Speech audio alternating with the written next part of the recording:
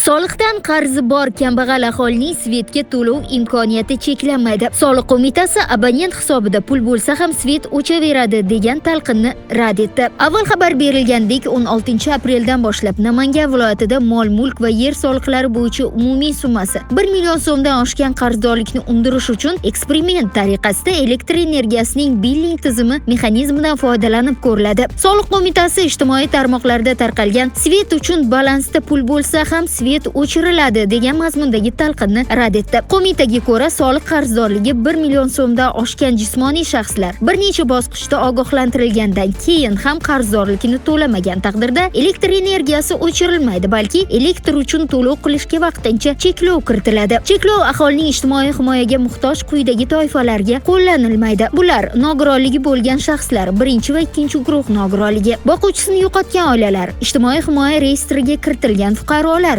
qonunchilikda belgilangan boshqa imtiyozli toifalar shular jumlasidandir.